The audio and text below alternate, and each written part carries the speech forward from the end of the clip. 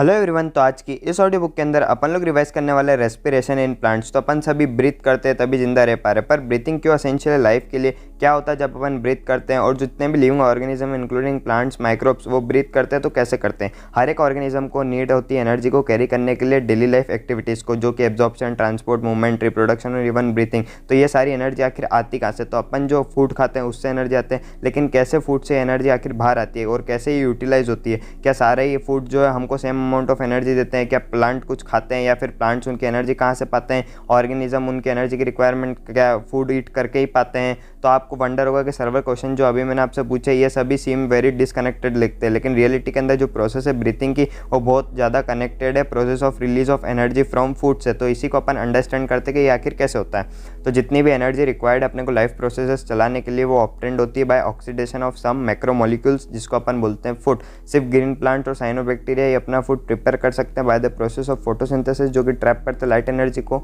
और कन्वर्ट कर देते हैं केमिकल एनर्जी के अंदर, जो कि स्टोर्ड होती है बॉन्ड्स के फॉर्म में इन द कार्बोहाइड्रेट जैसे कि ग्लूकोज, सुक्रोज, स्टार्च। लेकिन अपने को ये रिमेंबर करना चाहिए कि जो ग्रीन प्लांट्स ना है, जो सारे नॉट ऑल सेल्स, टिश्यू और ऑर्गन फोटोसिंथेसिस नहीं होते। सिर्फ जो पार्ट जिसके पास क्लोरोप्लास्ट है मोस्ट ऑफन जो लोकेटेड होते हैं सुपरफिशियल लेयर्स के ऊपर, वही जो फोटोसिंथेसिस करवा सकते हैं। इसलिए ग्रीन प्लांट्स के अंदर all other organ, tissue, cell जो नॉन ग्रीन होते हैं उनको नीड होती है फूड की ऑक्सीडेशन के लिए। इसलिए फूड जो ट्रांसलोकेट होना चाहिए सारे नॉन ग्रीन प्लांट्स की तरफ भी। एनिमल जो हेट्रोट्रॉप्स है तो ये ऑब्टेन करते हैं अपना फूड प्लांट से डायरेक्टली हर्बीवोर्स से या फिर इनडायरेक्टली कार्निवोर्स से। सेप्रोफाइट जैसे कि फंगी हो गया वो डिपेंड होता है डेड और डिकेइंग मैटर के ऊपर। व्हाट इज इंपॉर्टेंट यहाँ पर रिकॉग्नाइज करने के लिए कि अल्टीमेटली जितना भी फूड है जो रेस्पायर्ड होता है लाइफ प्रोसेस है वो आता है फोटोसिंथेसिस से। तो ये चैप्टर डील करता है कि जो सेलुलर रेस्पिरेशन या फिर mechanism of breaking down of food material जो है within cell to release करने के लिए क्या एनर्जी और ट्रैप करने के लिए इस एनर्जी को सिंथेसाइज करने के लिए एटीपी को। फोटोसिंथेसिस ऑफ कोर्स जो है टेक प्लेस करता है क्लोरोप्लास्ट के अंदर इन द यूकैरियोट्स, जबकि ब्रेक डाउन होता है फिर कॉम्प्लेक्स मॉलिक्यूल्स का एनर्जी देने के लिए, जो कि टेक प्लेस करता है साइटोप्लाज्म के अंदर और माइटोकॉन्ड्रिया के अंदर और ओनली इन यूकैरियोट्स। अब जो ब्रेकिंग होती है सी बॉन्ड्स की, कॉम्प्लेक्स कंपाउंड्स की ऑक्सीडेशन के थ्रू, वो विद इन द सेल्स होती है और वो क्या करती है, लीड करती है रिलीज ऑफ एनर्जी। इसको अपन बोलते हैं रेस्पिरेशन। अब जो कंपाउंड जो ऑक्सीडाइज होते हैं इस प्रोसेस के दौरान उनको बोलते हैं अपन रेस्पिरेटरी सबस्ट्रेट। यूजुअली कार्बोहाइड्रेट जो ऑक्सीडाइज होता है और रिलीज करता है एनर्जी, लेकिन प्रोटीन, फैट और इवन ऑर्गेनिक एसिड जो है वो रेस्पिरेटरी सबस्ट्रेट्स की तरह यूज़ होते हैं सम प्लांट्स के अंदर एक कुछ सर्टेन कंडीशंस पे। अब जब ऑक्सीडेशन हो रहा होगा विद इन अ सेल तो जितनी भी एनर्जी कंटेंट होगी रेस्पिरेटरी सबस्ट्रेट के अंदर वो रिलीज नहीं होगी फ्री इनटू द सेल, या फिर और सिंगल इन स्टेप में इट इज़ ये रिलीज होती है सारी चीज़ें series of slow step wise reaction के अंदर, जो कि एंजाइम्स कंट्रोल करते हैं और ट्रैप करते हैं as a chemical energy in the form of ATP. इसलिए इंपॉर्टेंट अंडरस्टैंड करना कि एनर्जी रिलीज होती है ऑक्सीडेशन इन रेस्पिरेशन, वो ये नहीं है कि जो डायरेक्टली यूज कर लेते हैं अपन सिंथेसाइज करने के लिए एटीपी, वो ब्रोक डाउन होती है जब भी एनर्जी की नीड होती है तब यूटिलाइज होती है उस हिसाब से। तो इसलिए एटीपी जो एक्ट करती है energy currency of the cell, ये एनर्जी जो ट्रैप होती है एटीपी के अंदर वो यूटिलाइज होती है various energy requiring processes of the organism के अंदर। जो कार्बन स्केलेटन प्रोड्यूस होता है ड्यूरिंग रेस्पिरेशन वो भी यूज होता है प्रिकर्सर की तरह for biosynthesis of other molecules in the cell. अब अपन बात करते हैं डू प्लांट्स ब्रीथ। तो वेल इसका आंसर जो है ना वो क्वाइट सो डायरेक्ट नहीं है। Plant require oxygen for respiration to occur, but वो इन रिटर्न वो CO2 भी देते हैं। इसलिए जो प्लांट्स है सिस्टम प्लेस के अंदर वो इंश्योर करते हैं कि अवेबिलिटी ऑक्सीजन की अपने पास रहे। प्लांट्स के पास एनिमल्स की तरह स्पेशलाइज्ड ऑर्गन्स नहीं होते गैसेस एक्सचेंज के लिए, लेकिन उनके पास स्टोमेटा होता है और लेंटिसल्स होते हैं इस पर्पस के लिए। अब सर्वर रीजन है कि आखिर प्लांट के पास क्यों रेस्पिरेटरी ऑर्गन्स नहीं होते। तो सबसे पहला है कि हर एक प्लांट को टेक केयर करना रहती है अपने ओन गैसेस एक्सचेंज नीड्स की, तो वो बहुत ही लिटिल ट्रांसपोर्ट ऑफ गैसेस करता है एक पार्ट से अदर पार्ट तक। सेकंड, जो प्लांट जो है ना वो do not present greater amount of gas exchange, उनको नहीं चाहिए रहती बहुत ज़्यादा अमाउंट में। फिर रूट्स, स्टेम्स और लीव्स वो रेस्पायर करते हैं at a rate slower then animals, और ओनली सिर्फ फोटो ड्यूरिंग के फोटोसिंथेसिस जब हो रहा होगा ना तभी उनको large volume of gases exchange होती है उनके अंदर, और हर एक लीफ वेल अडेप्टेड होती है टू टेक केयर उनकी खुद की नीड्स को इस पीरियड के दौरान। अब जब सेल फोटोसिंथेसिस करती है तो जो अवेबिलिटी ऑक्सीजन की वो नॉट प्रॉब्लम नहीं है इन सेल्स के अंदर, सिंस जैसे ही ऑक्सीजन रिलीज होता है विद इन द सेल। और तीसरा है कि जो डिस्टेंस जो गैसेस का डिफ्यूज करने का लार्ज और बल्कि प्लांट में बहुत ज़्यादा बड़ा नहीं है। हर एक लिविंग सेल के अंदर प्लांट जो लोकेट होता है quite close to surface of plant, जिसको ट्रू है ये लीव के लिए। लेकिन आप पूछोगे कि थिक वुडी स्टेम्स और रूट्स के अंदर कैसा है, तो देखो स्टेम के अंदर जो है ना लिविंग सेल्स वो ऑर्गेनाइज होती है thin layers inside beneath bark के, जो कि उनके पास ओपनिंग होती है लेंटिसेल्स, और ये सेल्स को इंटीरियर जो होता है ना इनका वो डेड होता है और प्रोवाइड सिर्फ मैकेनिकल सपोर्ट करता है। तो इसलिए most cells of the plant के जो लीस्ट पार्ट ही होता है उनका सरफेस का जो कि कॉन्टैक्ट होता है एयर के साथ जिसका, और ये ऑल्सो फैसिलिटेट करता है कि loose packaging of parenchymas in the cells in leaves. अब स्टेम्स एंड रूट्स मतलब लूज पैकेजिंग होना चाहिए पेरेन्काइमस सेल्स की लीव्स, स्टेम और रूट्स के अंदर, जो कि प्रोवाइड करे एक interconnected network of air spaces. अब जो कंप्लीट कंबशन है ग्लूकोज का वो क्या प्रोड्यूस करता है, CO2, H2O और एंड प्रोडक्ट्स, और आखिर में क्या यील्ड करता है, एनर्जी जो कि गिवन आउट होती है एज अ हीट। अगर इस एनर्जी को यूजफुल करे अगर अपन सेल की तरफ, तो वो एबल हो इसको यूटिलाइज और सिंथेसाइज करने के लिए अदर मॉलिक्यूल जिसकी सेल को रिक्वायरमेंट है। अब स्ट्रेटेजी जो प्लांट सेल के यूज़ करते हैं कैटाबोलाइज करने के लिए ग्लूकोज मॉलिक्यूल के, तो इस वे में कि जो ये लाइब्रेट हुई है एनर्जी हीट के फॉर्म में वो गोज आउट हुई हीट के फॉर्म में, तो जो की टू ऑक्सीडाइज ग्लूकोज है वो सिर्फ एक स्टेप के अंदर नहीं होते, उसके लिए सर्वल स्मॉल स्टेप्स लगती है, जिस कारण से वो जस्ट लार्ज इनफ हो जाए और क्या एनर्जी रिलीज कर सके और वो कपल्ड हो जाए एटीपी सिंथेसिस की तरफ। तो ये डन होता है एसेंशियली, ये एक स्टोरी ऑफ रेस्पिरेशन है। तो ड्यूरिंग जो प्रोसेस होता है रेस्पिरेशन के, तो वहाँ पे ऑक्सीजन जो यूटिलाइज होता है और कार्बन डाइऑक्साइड वाटर एनर्जी जो रिलीज होती है एज अ प्रोडक्ट। अब जो कंबशन रिएक्शन है ऑक्सीजन की, लेकिन सम सेल के अंदर वो ऑक्सीजन अवेलेबल नहीं भी हो सकता है। तो देर आर सफिशिएंट रीज़न है कि अपन बिलीव कर सके जो फर्स्ट सेल्स है इस प्लैनेट के ऊपर लीव हुई एटमॉस्फेयर के अंदर, उसने लैक किया होगा ऑक्सीजन को। इवन जो अभी जो प्रेजेंट डे लिविंग ऑर्गेनिज्म है सर्वर जो एडाप्टेड है एनारोबिक कंडीशंस के ऊपर भी, तो सम कुछ ऑर्गेनिज्म जो फैकल्टेटिव एनारोब से जो जिसको रिक्वायरमेंट हो एनारोबिक ओब्लिगेट की तरह होते हैं, जो कि अगर किसी भी केस के अंदर ऑर्गेनिज्म रिटेन कर लेता है एंजाइमेटिक मशीनरी को to partially oxidise glucose with the help of oxygen, तो इसी को अपन जो ब्रेकडाउन होता है ना ग्लूकोज का पायरुविक एसिड के अंदर, तो इसी को अपन बोलते हैं ग्लाइकोलाइसिस। हम बात करते हैं ग्लाइकोलाइसिस की, तो जो टर्म ग्लाइकोलाइसिस है वो ओरिजिनेट हुआ ग्रीक वर्ड से ग्लाइकोस फॉर शुगर और लाइसिस फॉर शुगर स्प्लिटिंग। ठीक है, लाइसिस स्प्लिटिंग के लिए जो स्कीम ग्लूकोलाइसिस की उसको बोलते हैं EMP पाथवे, क्योंकि ये गस्टव इम्डन, ओटो मायरहॉफ और जे पार्नस ने दिया था EMP पाथवे। इन एनारोबिक ऑर्गेनिज्म के अंदर ये ओनली प्रोसेस है रेस्पिरेशन के लिए। ग्लाइकोलिसिस ऑकर होता है साइटोप्लाज्म ऑफ द सेल के अंदर और प्रेजेंट होता है इन ऑल लिविंग ऑर्गेनिज्म, और इस प्रोसेस के अंदर ग्लूकोज जो है पार्शियल ऑक्सीडेशन जाता है और क्या फॉर्म करता है, 2 molecules of pyruvic acid. Plants के अंदर जो ग्लूकोज डिराइव्ड होता है वो सुक्रोज से होता है, जो कि जिसको कि एंड प्रोडक्ट है फोटोसिंथेसिस का या फिर हम स्टोरेज ऑफ कार्बोहाइड्रेट्स। ठीक है, अब अपन बात करते हैं सुक्रोज के बारे में। तो सुक्रोज जो सबसे पहले कन्वर्ट हो गया ग्लूकोज और फ्रक्टोज के अंदर, इसमें एंजाइम लगा इन्वर्टेज और ये 2 मोनोसैकेराइड्स रेडियली इंटर हुए ग्लाइकोसिटिक पाथवे के अंदर। अब ये मैंने ग्लाइकोलिसिस की स्टेप वाइज आपके सामने यहाँ पे इमेज लगाई है, तो इसको देखते हुए आप इमेजिन करते हुए इस ऑडियो बुक को सुनिएगा। सबसे पहले ग्लूकोज और फ्रक्टोज को फॉस्फोलाइलेटेड करा अपन ने, जिससे वो ग्लूकोज 6 फॉस्फेट को राइज दे, और इसमें अपन ने यूज़ किया एंजाइम हेक्सोकाइनेस। अभी जो फॉस्फोलाइलेटेड है ग्लूकोज का वो फिर आइसोमराइज होता है और क्या प्रोड्यूस करता है, फ्रक्टोज 6 फॉस्फेट, और सब्सिक्वेंट स्टेप होती है मेटाबॉलिज्म की ग्लूकोज और फ्रक्टोज की, वो सेम ही होती है। अब वेरियस स्टेप इसके अंदर इमेजेस के अंदर आपको देखने को मिल रही है। अब जो ग्लाइकोलिसिस के अंदर ये चेन है 10 रिएक्शन का under the control of different enzyme जो टेक प्लेस कर रहे हैं, और क्या प्रोड्यूस कर रहे हैं, पायरुवेट फ्रॉम ग्लूकोज। जब स्टडी आप करोगे ग्लाइकोलिसिस की तो आपको ये नोट करना है कि जो स्टेप है वहाँ पर कहाँ पे यूटिलाइजेशन हो रहा है और कहाँ पर सिंथेसिस हो रहा है ATP का, और कहाँ पे NADH का और NADH+ का टेक प्लेस कर रहा है। ATP यूटिलाइज होती है सबसे पहले 2 स्टेप में। सबसे पहले होती है conversion of glucose into glucose 6 phosphate के अंदर, और दूसरी होती है conversion of fructose 6 phosphate to fructose 1,6 biphosphate के अंदर। तो इसका मतलब है कि स्टेप नंबर 1 और स्टेप नंबर 3 में 2 जगह ATP अपनी यूज़ हुई। अब अपन बात करते हैं जो फ्रक्टोज 1,6 बाइफॉस्फेट है वो स्प्लिट होता है डाई हाइड्रोक्सी एसीटोन फॉस्फेट के अंदर और 3 फॉस्फोग्लाइसरल अल्डिहाइड के अंदर PgAl। अपन फाइंड करते हैं कि एक स्टेप है जहाँ पर NADH+ फॉर्म्ड हुआ NAD+ से, ये जो है इधर जो है 3 फॉस्फोग्लाइसरिक अल्डिहाइड PgAl वो कन्वर्ट हुआ है 1,3 बाइफॉस्फोग्लाइसरेट BPGA के अंदर, और इसकी स्टेप नंबर थी 5। यहाँ से क्या हुआ, 2 रेडॉक्स के इक्विवेलेंट्स रिमूव हुए इन the form of 2 hydrogen atom, कहाँ से PgAl से, और ट्रांसफर हो गए मॉलिक्यूल ऑफ NAD+ पे। अब जो PgAl है वो ऑक्सीडाइज हुआ इनऑर्गेनिक फॉस्फेट के साथ में और काय में कन्वर्ट हो गया BPGA के अंदर। अभी जो कन्वर्जन है BPGA का 3 फॉस्फोग्लाइसरिक एसिड PGA के अंदर, ये एनर्जी यील्डिंग प्रोसेस है। तो जो अगेन जो एनर्जी ट्रैप्ड हुई by the formation of ATP से हुई, और अनदर ATP जो सिंथेसाइज हुआ वो during the conversion of PEP से पायरुविक एसिड की तरफ हुआ। अब 2 जगह ATP सिंथेसाइज हुआ 7th स्टेप पे और 10th स्टेप पे। अब जो पायरुविक एसिड है वो की प्रोडक्ट है ग्लाइकोलिसिस के अंदर। तो आखिर कितनी एटीपी यहाँ पे बनी, सिंथेसाइज हुई, कितनी यूटिलाइज हुई? देखो एटीपी यूज़ हुई दो जगह, एक तो फर्स्ट स्टेप में, एक थर्ड स्टेप में 2 एटीपी का यूज़ हुआ, और एटीपी जो प्रोड्यूस हुई वो 7th स्टेप में और 10 स्टेप में 4 एटीपी। तो जो नेट गेन आएगा ना वो 2 एटीपी का इसके अंदर आने वाला है, और इसका जो मेटाबॉलिक फेट है वो डिपेंड करेगा पायरुवेट का सेलुलर नीड के हिसाब से।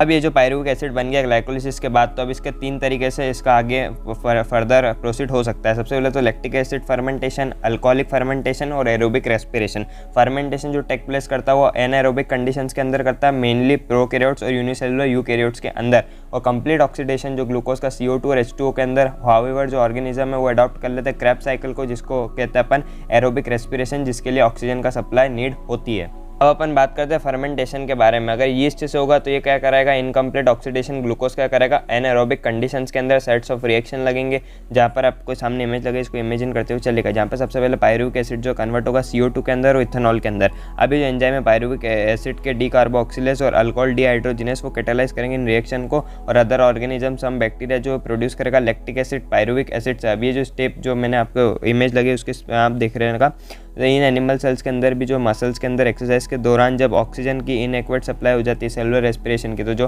पायरुविक एसिड है वो रिड्यूस हो जाता है लैक्टिक एसिड के अंदर, कहीं से लैक्टोडीहाइड्रोजिनेस से। अभी जो रिड्यूसिंग एजेंट है उसके अंदर यूज होता है NADH+, जो कि रीऑक्सीडाइज हो जाता है NAD+ से, दोनों ही प्रोसेसेस के अंदर। अब दोनों के अंदर जो लैक्टिक एसिड और अल्कोहल फर्मेंटेशन है, इनके अंदर बहुत ज़्यादा एनर्जी नहीं निकलती है, लेस देन 7% एनर्जी निकलती है इन ग्लूकोज में, जो कि ट्रैप्ड नहीं होती है हाई एनर्जी बॉन्ड के फॉर्म में, high energy bonds of ATP के फॉर्म में। अब जो प्रोसेसेस है वो बहुत ही हैजर्डस होता है, आइदर एसिड या फिर अल्कोहल प्रोड्यूस होगी। तो जो नेट एटीपी है जो सिंथेसाइज होती है, तो आखिर कितनी एटीपी सिंथेसाइज होगी, कितने नंबर डिटेक्ट होंगे एटीपी के जो कि यूज जो है ग्लाइकोलिसिस के दौरान, जब एक मॉलिक्यूल ग्लूकोज का फर्मेंट होगा या फिर अल्कोहल का, लैक्टिक एसिड का। तो देखिए एनाएरोबिक कंडीशंस के अंदर जो नेट गेन एटीपी का वो +2 एटीपी है, ठीक है। 2 NADH2 यूज हो रहा है, लेकिन यहाँ पर एटीपी तो बिल्कुल किसी तरीके से है ही नहीं। तो EMP पाथवे के अंदर फाइनली 2 एटीपी का नेट गेन आएगा। इसके बाद ईस्ट जो है पॉइजन कर लेता है अपने आप को, जब उस कंसंट्रेशन जो अल्कोहल का वो अबाउट 13% तक चला जाता है। इससे ये क्लियर है कि फर्मेंटेड जो ब्रीवरेजेस आती है उनके अंदर जो मैक्सिमम कंसंट्रेशन हो सकता है अल्कोहल का वो लेस देन 13% ही रहेगा नेचुरली फर्मेंटेड के अंदर। और बाकी ये जो आपके सामने इमेज लगी है, तो इसके अंदर देखो पायरुविक एसिड बना है ना, तो वहाँ से 2 पाथवे इसके हो जाते हैं। सबसे पहले तो अगर इसको ये लैक्टिक एसिड फर्मेंटेशन करेगा तो लैक्टिक एसिड बना लेगा, और अगर इसको दारू बनाने होगा मतलब इथेनॉल और CO2, तो वो उस दवा निकल जाएगा। यहाँ तक पायरुविक एसिड तक स्टेप सेम रहेगी। अब अपन बात करते हैं कि जो प्रोसेस जिसके ऑर्गेनिज्म जो कैरी आउट करता है कंप्लीट ऑक्सीडेशन ग्लूकोज का, और उससे मतलब एनर्जी निकाल लेता है खोद के, और सिंथेसाइज करता है large number of ATP molecules, जिसको नीड करता है सेलुलर मेटाबॉलिज्म को क्या नीड होती है। तो यूकैरियोट्स के अंदर ये जो स्टेप्स है वो माइटोकॉन्ड्रिया के अंदर होती है, और इसको रिक्वायर्ड होती है ऑक्सीजन की। जो एरोबिक रेस्पिरेशन है वो प्रोसेस होती है जो लीड करती है complete oxidation of organic substance in the presence of oxygen, और रिलीज करती है CO2 water large amount of energy जो कि प्रेजेंट होती है सबस्ट्रेट के अंदर। अब इस टाइप के रेस्पिरेशन जो मोस्ट कॉमन है हायर ऑर्गेनिज्म के अंदर, तो सबसे पहले अपन एरोबिक रेस्पिरेशन से पढ़ के इसकी शुरुआत करते हैं। एरोबिक रेस्पिरेशन जो माइटोकॉन्ड्रिया के अंदर टेक प्लेस होता है, तो फाइनल प्रोडक्ट जो ग्लाइकोलिसिस का पायरुवेट, उसको अपन को सबसे पहले ट्रांसपोर्ट करना पड़ेगा साइटोप्लाज्म से माइटोकॉन्ड्रिया की तरफ। अब जो क्रूशियल इवेंट्स है एरोबिक रेस्पिरेशन के वो ये 2 हैं। सबसे पहले अपने को कंप्लीट ऑक्सीडेशन करवाना पड़ेगा पायरुवेट का, स्टेप वाइज अपने को रिमूवल करना पड़ेगा सारी हाइड्रोजन एटम का, सिर्फ अपने को 3 मॉलिक्यूल्स ऑफ CO2 छोड़ना रहेंगे, और ये कहाँ हो रहा है मैट्रिक्स ऑफ माइटोकॉन्ड्रिया के अंदर। फिर अपने को क्या करना पड़ेगा, पासिंग ऑन इलेक्ट्रॉन जो कि रिमूव हो गए as a part of hydrogen atoms, और क्या बनाना पड़ेगा मॉलिक्यूलर ऑक्सीजन विद साइमल्टेनियसली अपने को साथ में सिंथेसिस भी चलाना एटीपी का। तो ये कहाँ पे होना, इनर मेम्ब्रेन ऑफ माइटोकॉन्ड्रिया। अब अपने को इंटरेस्टिंग टू नोट है कि मैंने जैसा बताया कि पहली प्रोसेस आपकी मैट्रिक्स ऑफ माइटोकॉन्ड्रिया में हो रही है, और दूसरी कहाँ पे हो रही है आपकी इनर मेम्ब्रेन ऑफ माइटोकॉन्ड्रिया, जहाँ पे क्या होता है एटीपी सिंथेसिस। अब जो पायरुवेट जो फॉर्म हुआ है glycolytic catabolism of carbohydrates systole के अंदर, वो एंटर कर जाता है माइटोकॉन्ड्रियल मैट्रिक्स के अंदर, और ऑक्सीडेटिव डीकार्बोक्सिलेशन कराता है। एक कॉम्प्लेक्स सेट्स ऑफ रिएक्शन होता है जो कि कैटालाइज्ड होती है पायरुविक डीहाइड्रोजिनेस से। अब ये जो रिएक्शन कैटालाइज्ड होती है पायरुविक डीहाइड्रोजिनेस से, उसको क्या पार्टिसिपेशन चाहिए रहता है कुछ कोएंजाइम्स का, जो कि इंक्लूड करता है NAD+ एंड कोएंजाइम A। उसके बाद ये इक्वेशन है, ये आप लोग देख के आइडिया लगा दे चलना। अब इस प्रोसेस के अंदर 2 मॉलिक्यूल्स जो NADH के प्रोड्यूस होते हैं, कहाँ से, एक metabolism 2 molecules of pyruvic acid से जो कि प्रोड्यूस होता है एक ग्लूकोज से ग्लाइकोलिसिस के दौरान। अब जो एसिटाइल कोएंजाइम है वो एंटर कर जाता है साइक्लिक पाथवे के अंदर, जो कि TCA के अंदर कॉमनली इसको अपन क्रैब साइकिल बोलते हैं, क्योंकि इसको हैंस क्रैब ने दी थी। बात करते हैं TCA try carboxylic acid cycle. इसका इमेज लगा है, इसको इमेज करते हुए, इसको इमेजिन करते हुए आप चलेगा। कॉमनली इसको क्रैब साइकिल भी बोलते हैं। तो TCA जो साइकिल स्टार्ट होती है condensation of acetyl group with oxaloacetic acid और वाटर के साथ में, तो क्या यील्ड कराती है? सिट्रिक एसिड को। अभी जो रिएक्शन है वो कैटालाइज्ड होती है एक एंजाइम से, जिसको बोलते हैं अपन सिट्रिक सिंथेस, और एक मॉलिक्यूल ऑफ COA इस पर रिलीज हो जाएगा। अब सिट्रेट जो है वो फिर आइसोमराइज हो जाएगा। आइसोसिट्रेट के अंदर ये 2 सक्सेसिव स्टेट डीकार्बोक्सिलेशन की यहाँ पर लगेगी और क्या करेगा? फिर finally formation of alpha ketoglutaric acid. फिर उसके बाद क्या बनेगा? सक्सेनल COA, और रिमेनिंग स्टेप के अंदर जो सिट्रिक एसिड साइकिल के वहाँ पर सक्सेनल COA है वो ऑक्सीडाइज हो जाएगा OAA के अंदर और अलाउ करेगा साइकिल को कंटिन्यू करने के लिए। ड्यूरिंग इस कन्वर्जेशन के दौरान जो सक्सेनल COA है ना, वो सक्सेनिक एसिड और एक मॉलिक्यूल ऑफ GTP यहाँ पर सिंथेसिस हो जाएगा। अब ये जो सबस्ट्रेट लेवल फॉस्फोराइलेशन है इसके अंदर फिर क्या होगा? एक कपल्ड रिएक्शन होगी GTP की, जहाँ पे कन्वर्ट हो जाएगा GDP के अंदर, और साइमल्टेनियसली यहाँ पे सिंथेसिस हो जाएगा ATP का ADB से। और इधर 3 पॉइंट भी है साइकिल के अंदर, जहाँ पर NAD प्लस जो है रिड्यूस हो रहा है NADH प्लस के अंदर। एक पॉइंट है जहाँ पर FAD प्लस जो रिड्यूस हो रहा है FADH2 के अंदर। और जो कंटिन्यूड ऑक्सीडेशन है एसिटाइल COO का TCA साइकिल के अंदर, वो क्या रिक्वायर करता है? Replacement of oxaloacetic acid cycle. और जो फर्स्ट मेंबर है साइकिल का, उसके एडिशन में अगर अपन देखें तो इसको वापस रिक्वायरमेंट है कि वापस से रीजनरेट कर सके NAD प्लस FAD प्लस और कहाँ से NADH और FADH2 प्लस से। कि आप समरी देख सकते हैं इस इक्वेशन की, जो मैंने आपके सामने इमेज लगी है उससे आपको डायरेक्ट अंडरस्टैंड में आ जाएगा। तो अपन ने अभी तक क्या देखा कि ग्लूकोज को पहले ब्रेक डाउन करा, उसने क्या रिलीज कर दिया? अभी तक CO2 को रिलीज कर दिया और 8 मॉलिक्यूल्स ऑफ NADH प्लस मिल गए, 2 मॉलिक्यूल्स अपने को FADH2 के मिल गए, लेकिन अपने को सिर्फ 2 ही मॉलिक्यूल मिले ATP के TCA साइकिल तक। तो आप ये सोच रहे होंगे कि अपन ने ना तो अभी तक ऑक्सीजन आया अपनी पिक्चर में, ना अपन को लार्ज नंबर ऑफ ATP भी नहीं, अपने को तो सिर्फ NADH2 और FADH2 मिला। तो आखिर अब अपन समझते हैं कि कैसे ऑक्सीजन रेस्पिरेशन के अंदर ATP सिंथेसाइज होता है। तो अब सबसे पहले अपन बात करते हैं इलेक्ट्रॉन ट्रांसपोर्ट सिस्टम ETS की एंड ऑक्सीडेटिव फॉस्फोराइलेशन की। तो सबसे पहले स्टेप जो रेस्पिरेटरी प्रोसेस के अंदर वो रिलीज और यूटिलाइज होता है एनर्जी स्टोर जो हुई है NADH प्लस में और FADH2 प्लस में। ये अकम्प्लिश तब होता है जब ऑक्सीडाइज होता है वो थ्रू इलेक्ट्रॉन ट्रांसपोर्ट सिस्टम के थ्रू, और इलेक्ट्रॉन जो पास डाउन होता है ऑक्सीजन के अंदर, वो क्या करवाते हैं? फॉर्मेशन ऑफ H2O मतलब पानी, द मेटाबॉलिक पाथवे जिससे इलेक्ट्रॉन पास होते हैं एक कैरियर से अनदर तक। तो इसी को अपन इलेक्ट्रॉन ट्रांसपोर्ट सिस्टम कहते हैं। अब इसका मैंने आपके सामने फिगर लगा दिया, तो इसको आप इमेजिन करते हुए चलेगा। तो ये प्रेजेंट होता है इनर माइटोकॉन्ड्रियल मेम्ब्रेन के अंदर, और इलेक्ट्रॉन जो NADH में प्रोड्यूस होते हैं कहाँ पे? माइटोकॉन्ड्रियल मैट्रिक्स के अंदर TCA साइकिल के दौरान, तो वो कंप्लीटली ऑक्सीडाइज होते हैं NADH dehydrogenase complex number 1, NADH dehydrogenase complex number 1, और फिर ट्रांसफर हो जाते हैं यूबिक्विनोन के अंदर विद इन इनर मेम्ब्रेन। फिर ये जो यूबिक्विनोन है जो रिसीव करता है, वो रिड्यूस करता है इक्विवेलेंट्स कहीं से FADH2 से कॉम्प्लेक्स नंबर 2, और जो जनरेट करता है during oxidation of succinate in citric acid cycle के दौरान। अब जो रिड्यूस्ड यूबिक्विनोन है, यूबिक्विनोल वो ऑक्सीडाइज हो जाता है और ट्रांसफर करता है इलेक्ट्रॉन टू साइटोक्रोम C, कहीं से साइटोक्रोम BC1 कॉम्प्लेक्स से, इसको बोलेंगे कॉम्प्लेक्स नंबर 3 साइटोक्रोम C और साइटोक्रोम BC1 कॉम्प्लेक्स। अभी जो साइटोक्रोम C है वो एक स्मॉल प्रोटीन है जो कि अटैच्ड होता है outer surface of the inner membrane को रेक्ट करता है मोबाइल कैरियर का कहीं के लिए ट्रांसफर करने के लिए electron between complex 3 and complex 4। Complex 4 के अंदर होता है साइटोक्रोम C ऑक्सीडेज जो कि कॉम्प्लेक्स कंटेंट करता है साइटोक्रोम A और A3 और 2 कॉपर के सेंटर। तो साइटोक्रोम C ऑक्सीडेज और साइटोक्रोम A और A3 और 2 कॉपर के सेंटर। उसके बाद जो इलेक्ट्रॉन पास होते हैं एक कैरियर से अनदर तक, मतलब फर्स्ट से फोर्थ कॉम्प्लेक्स तक जाने के लिए इलेक्ट्रॉन ट्रांसपोर्ट चेन में, तो उन कपल्ड ऑफ ATP सिंथेस करते हैं कॉम्प्लेक्स नंबर 5। अभी जो प्रोडक्शन है ATP का ADB से और इनऑर्गेनिक फॉस्फेट का, तो जो नंबर ऑफ ATP जो मॉलिक्यूल सिंथेसाइज होते हैं वो डिपेंड करते हैं नेचर ऑफ इलेक्ट्रॉन डोनर पे। जो ऑक्सीडेशन एक मॉलिक्यूल ऑफ NADH का वो 3 मॉलिक्यूल को राइज करता है ATP के। एक NADH कितने देगा? 3 मॉलिक्यूल्स ऑफ ATP, जबकि जो एक FADH का मॉलिक्यूल है वो कितने ATP प्रोड्यूस करेगा? 2 मॉलिक्यूल। तो जो एरोबिक प्रोसेस है रेस्पिरेशन की वो टेक प्लेस कहीं में करती है? सिर्फ प्रेजेंस ऑफ ऑक्सीजन के अंदर। ठीक है, जो एरोबिक प्रोसेस है।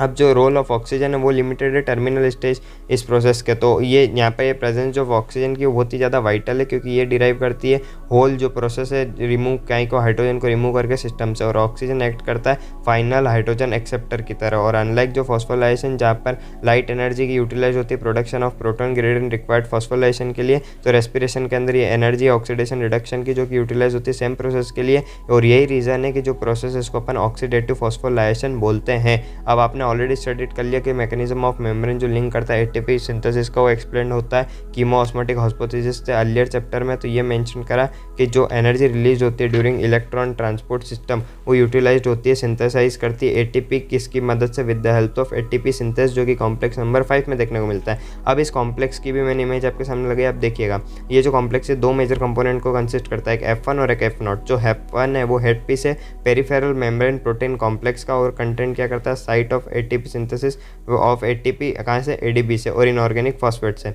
अब F0 जो है, F0 जो है वो इंटीग्रल मेम्ब्रेन प्रोटीन कॉम्प्लेक्स है, जो कि फॉर्म करता है एक चैनल जो कि प्रोटॉन बनाता है क्रॉस इनर मेम्ब्रेन। अभी जो पैसेज है प्रोटॉन का इस चैनल से वो कपल्ड होता है catalytic site of F1 component को, और क्या कर रहा था, प्रोडक्शन ऑफ एटीपी। और हर एक एटीपी जो प्रोड्यूस होगी उसमें 2 H+ जो पास हो जाएंगे F0 के थ्रू, कहाँ से, इंटर मेम्ब्रेन स्पेस से कहाँ तक, matrix down the electrochemical proton gradient. अब अपन बात करते हैं हिसाब किताब के बारे में, द रेस्पिरेटरी बैलेंस शीट। तो ये पॉसिबल है कि कैलकुलेशन अपन कर सकते हैं नेट गेन ऑफ एटीपी का, हर एक ग्लूकोज मॉलिक्यूल ऑक्सीडाइज होता है, लेकिन ये सिर्फ थ्योरेटिकल तक ही अच्छा है, बाकी रियलिटी में ऐसा कुछ है नहीं, असम्पशन के बेसिस पे बनाया हुई चीज़ है। तो सबसे पहले सिक्वेंशली ऑर्डरली अपन पाथवे फंक्शनिंग, एक सबस्ट्रेट फॉर्म हो रहा है, फिर नेक्स्ट हो रहा है ग्लाइकोलिसिस स्टेप से, फिर TCA हुआ, फिर ETS साइकिल पाथवे हुआ, उसके बाद फॉलो तो जो NADH का सिंथेसिस हुआ ग्लूकोज के अंदर वो ट्रांसपोर्ट हो गया, फिर माइटोकॉन्ड्रिया के अंदर, और फिर कहाँ गया, ऑक्सीडेटिव फॉस्फोराइलेशन के अंदर। तो इसके अंदर एक भी इंटरमीडिएट जो पाथवे में यूटिलाइज और सिंथेसाइज करते हैं एनी अदर कंपाउंड को, तो जो ओनली ग्लूकोज है वही रेस्पायर्ड हुआ, कोई भी अदर अल्टरनेटिव सबस्ट्रेट तो इंटर हुए नहीं पाथवे पे किसी भी इंटरमीडिएटरी स्टेज के अंदर। तो इस काइंड के कंजप्शन जो है वो रियली वैलिड नहीं होते लिविंग सिस्टम के अंदर। हर एक पाथवे जो साइमल्टेनियसली वर्क करते हैं और वो ऐसा टेक प्लेस नहीं करते एक के बाद एक। तो सबस्ट्रेट जो इंटर करते हैं पाथवे के अंदर वो विड्रॉन हो जाते हैं, कभी भी हो सकता है कोई पहले निकल गया हो, कोई आखिरी तक आया ही नहीं हो। तो एटीपी जो यूटिलाइज होता है ना, जब नीड होती तभी यूज़ होता है, हर जगह कोई नहीं यूज़ होता। तो एंजाइमेटिक रेट जो है कंट्रोल होते हैं बहुत सारे मिल्स है। तो येट इज इट यूजफुल है कि ये एक्सरसाइज जो अपन करते हैं अप्रिशिएट करने के लिए butane efficiency of living system के एक्सट्रैक्शन एंड स्टोरिंग एनर्जी के लिए। तो इसलिए जो नेट गेन ऑफ एटीपी हो जाता है वो 38 एटीपी हो जाता है during aerobic respiration of 1 molecule of glucose. तो इसकी और क्लियरिटी के लिए मैं आपके सामने एक इमेज लगा रहा हूँ, इसको आप देखना। तो देखिए सबसे पहले आप एक ग्लूकोज के अपन ने सबसे पहले EMP पाथवे चलाया था, तो वहाँ पे क्या 2 एटीपी तो प्रोड्यूस हो गई थी और 2 NADH2 प्रोड्यूस हुए थे। तो उससे अपन इंटू 3 करेंगे क्योंकि एक NADH2 3 एटीपी बनाएगा। तो अप्रोक्सीमेटली यहाँ से अपने को 8 एटीपी मिल गई। फिर पायरुविक एसिड अपन ने एसिटाइल CoA के अंदर अपन ने इसको कन्वर्ट करा था, तो यहाँ पर 2 NADH2 बने, तो इसमें इंटू 3 करेंगे तो 6 एटीपी यहाँ से मिल गई। फिर ये जो 2 एसिटाइल CoA है इससे अपन कार्बन डाइऑक्साइड बना रहे हैं, तो यहाँ पर जो 2 एटीपी तो अपने को डायरेक्ट मिली, उसके बाद 6 NADH2 मिले तो जो अप्रोक्सीमेटली 18 हो गए। फिर 2 FADH2 मिले जो कि अप्रोक्सीमेटली 4 हो गए। तो ऐसे करके टोटल जो नेट गेन ऑफ एटीपी वो 38 आ जाएगा। अब इसमें आप देखो तो डायरेक्ट एटीपी तो सिर्फ 4 ही बनी है, बाकी जो इनडायरेक्टली जो है वो 34 बन के आई है। अब अपन फर्मेंटेशन और एरोबिक रेस्पिरेशन का कंपैरिजन करते हैं। तो देखो फर्मेंटेशन ना सिर्फ पार्शियल ब्रेकडाउन कराता है ग्लूकोज का, जबकि एरोबिक रेस्पिरेशन के अंदर कंप्लीटली डिग्रेड हो जाता है CO2 और H2O के अंदर। फर्मेंटेशन के अंदर जो net gain of only 2 molecules of ATP होता है और हर एक मॉलिक्यूल जो ग्लूकोज का डिग्रेड हो जाता है पायरुविक एसिड के अंदर, जबकि बहुत सारे मॉलिक्यूल जो एटीपी के वो जनरेट होते हैं अंडर एरोबिक कंडीशंस। NADH2 जो ऑक्सीडाइज होता है NAD+ के अंदर रादर स्लोली फर्मेंटेशन के अंदर होता है, और इधर जो है हावेवर जो रिएक्शन जो वेरी विग्रेस होती है अगर अपन एरोबिक के बाद में बात करें, एरोबिक रेस्पिरेशन की बात करें तो अपन बात करते हैं एम्फोबोलिक पाथवे के बारे में। तो जो ग्लूकोज फेवरेट करता है सबस्ट्रेट फॉर रेस्पिरेशन। अब जितना भी कार्बोहाइड्रेट है वो यूजुअली फर्स्टली कन्वर्ट होता है ग्लूकोज के अंदर बिफोर उसको रेस्पिरेशन में यूज़ करा जाए। तो जितने भी अदर सबस्ट्रेट है वो भी रेस्पायर्ट करते हैं, अपन जैसा मेंशन अर्लियर करा, लेकिन वो इंटर नहीं करते रेस्पिरेटरी पाथवे के फर्स्ट स्टेप के अंदर। तो अब मैं आपको एक फिगर बता रहा हूँ 14.6, जिसके अंदर आप देखना कार्बोहाइड्रेट, फैट और प्रोटीन्स का। तो इसमें तीनों चीज़ आपके लिए बताई है। तो सबसे पहले फैट्स को जो अपने को ब्रोकन डाउन करना पड़ता है ग्लिसरॉल और फैटी एसिड के अंदर, फिर जो फैटी एसिड है वो रेस्पायर्ट हो जाते हैं, जिससे फिर फर्दर ये डिग्रेड हो जाता है एसिटाइल CoA के अंदर, इंटर करते हैं पाथवे के अंदर। फिर जो ग्लिसरॉल है वो इंटर करता है इस पाथवे के अंदर, पहले PGAL के अंदर कन्वर्ट होने के बाद, और प्रोटीन जो डिग्रेड होते हैं प्रोटीएस से और इंडिविजुअल अमीनो एसिड बनने के बाद, डीएमिनेशन होने के बाद डिपेंड करता है उनके स्ट्रक्चर पे कि वो किस स्टेज में जाके क्रेब्स साइकिल के अंदर एंटर होने वाले हैं, और इवन एज अ पायरुवेट या फिर एसिटाइल CoA के अंदर। सिंस जो रेस्पिरेशन वो ब्रेकडाउन ऑफ सबस्ट्रेट का यूज़ करता है, जो रेस्पिरेटरी प्रोसेस जो है वो ट्रेडिशनली कंसिडर करते हैं एज ए कैटाबोलिक प्रोसेस, एक रेस्पिरेटरी पाथवे को एज अ कैटाबोलिक पाथवे। लेकिन इस अंडरस्टैंडिंग क्या करेक्ट है, तो अपन ने डिस्कस करा कि एक एक पॉइंट्स के ऊपर जहाँ पे रेस्पिरेटरी जहाँ पर रेस्पिरेटरी पाथवे के जो डिफरेंट सबस्ट्रेट है वो इंटर करते हैं और रेस्पायर्ट करते हैं और यूज़ करते हैं अपन उनका भी डिराइव करने के लिए एनर्जी। तो अपने को इंपॉर्टेंट क्या है रिकॉग्नाइज करने के लिए कि बहुत ही फ्यू कंपाउंड है जो विड्रॉ करते हैं रेस्पिरेटरी पाथवे सिंथेसाइज करने के लिए इन सबस्ट्रेट्स का। तो इसलिए जो फैटी एसिड है वो ब्रोकन डाउन होना चाहिए एसिटाइल CoA के बिफोर इंटरिंग करने के रेस्पिरेटरी पाथवे को, जो कि यूज़ करते हैं एज ए सबस्ट्रेट। लेकिन जब ऑर्गेनिज्म को नीड करना रहती है सिंथेसाइज करने की फैटी एसिड एसिटाइल CoA के, तो वो विड्रॉ हो जाता है रेस्पिरेटरी पाथवे से। तो इसलिए जो रेस्पिरेटरी पाथवे वो काम पिक्चर कब होता है, जब बोथ ड्यूरिंग जब ब्रेकडाउन हो रहा है सिंथेसिस ऑफ फैटी एसिड, और सिमिलरली जब ब्रेकडाउन और सिंथेसिस हो रहा है प्रोटीन का भी, और या फिर रेस्पिरेटरी इंटरमीडिएट्स का। इस लिंक के अंदर जो ब्रेकिंग डाउन है प्रोसेस का विद इन लिविंग ऑर्गेनिज्म के अंदर वो कैटाबॉलिक होता है और सिंथेसाइज जो वो एनाबॉलिज्म होता है, क्योंकि